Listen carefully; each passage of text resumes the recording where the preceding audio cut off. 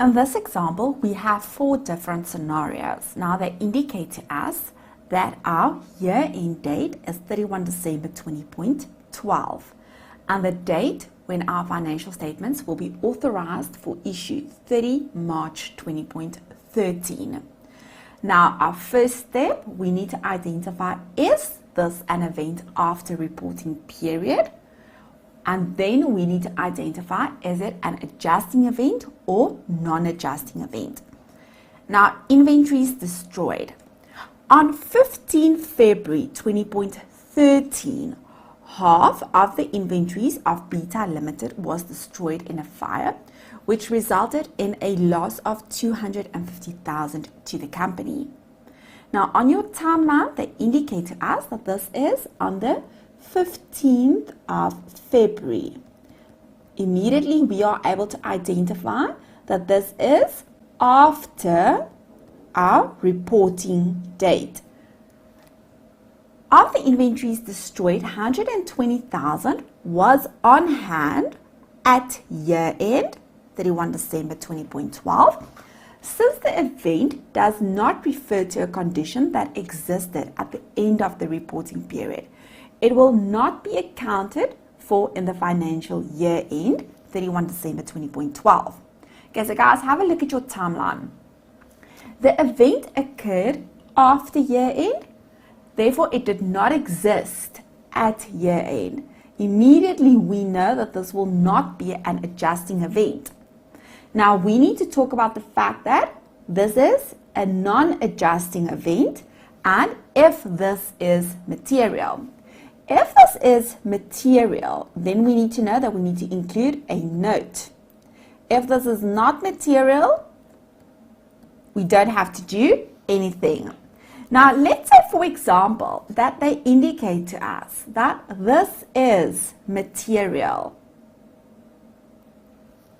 And therefore, we know that we need to include a note, events after the reporting period, and indicate to your reader what happened. On the 15th of February 2013, half of the inventories of the entity was destroyed by a fire. The amount of the loss of inventories estimated at 250,000 Rand.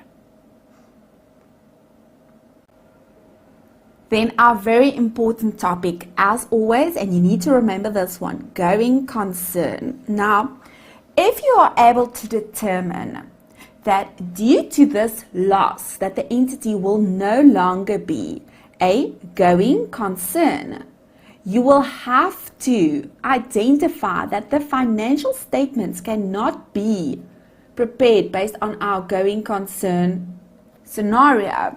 And guys, then this is not an IAS 10 problem.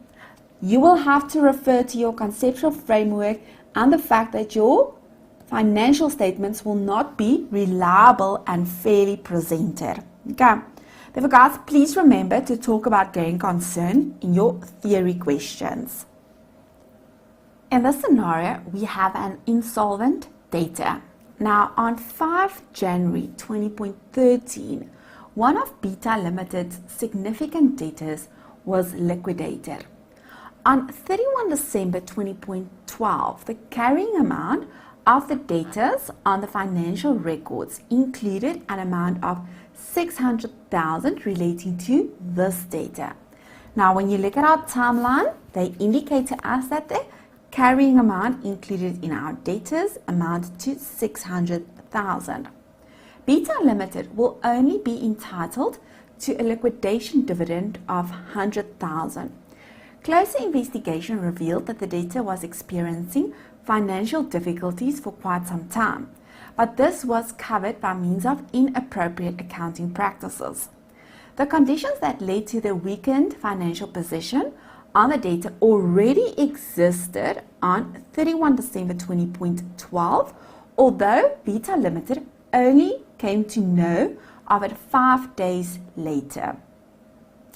This event must therefore be recognized in the financial statements for the year ended 31 December 2012 as an adjusting event. Now, let's just take this one step back, guys. They indicate to us that they became known of the information on 5th of January 20.13. Now, first, yes, this is an IAS 10 event after reporting period. Secondly, we need to determine, is this an adjusting or non-adjusting event? Now, you will remember that we have indicated that if there's evidence that the event existed at the end of our reporting period. Guys, if there's evidence, this does not mean that they had to be aware of the evidence. Therefore, in this scenario, they've indicated to us that they did not know about this at year end, but it was there at year end. Okay? Therefore, this is an adjusting event. Now, let's have a look at the disclosure. We need to include the adjustment, the 500,000 in our other expenses, guys. Therefore, this is a journal entry that we will have to include and adjust our financial statements with the 500,000. Therefore, you will have to debit the expense and credit the provision. And our debtors will decrease with 500,000. Now, guys, do you see in this scenario, it does not influence an additional note. If there was a contingent liability or contingent asset note, then yes, this might influence the note. But in this scenario, it does not influence our note because our journal entry is purely an accounting entry to our other expenses and our trade debtors. Scenario number 3, decrease in market value of investment. On 31 December 2012, Beta Limited has an investment of 10 million in a listed company. On 15 January 2013, the market value of the investment was 6 million, and on 15 March 2013, the market value showed no sign of recovery. Now, when you look at our timeline, guys, at the end of the year, they had this investment in the records amounting to 10 million. Additional information were available on the 15th of January 20.13 and then on the 15th of March 20.13. Now, important when you look at the timeline, this event did not exist at year end. Therefore, we need to identify that this is a non-adjusting event, but we need to identify if this is material. If material, include an additional note. If not material, don't do anything. Now, if this 4 million is material, which in most companies, SME companies, this is, we need to include a note, events after reporting period, and we need to include the details relating to this. The fact that the market value of the investment is 10 million at year end, declined to 6 million during January, and the investment has not yet shown any sign of recovery, and the company could subsequently suffer a loss of 4 million. Dividends declared. Now, they indicate to us in this scenario that before the end of the reporting period, that the board of directors proposed dividends to the value of 100,000, subject to the approval at the AGM. And they indicate to us that the 100,000 dividends were only approved on the 25th of March 20.13.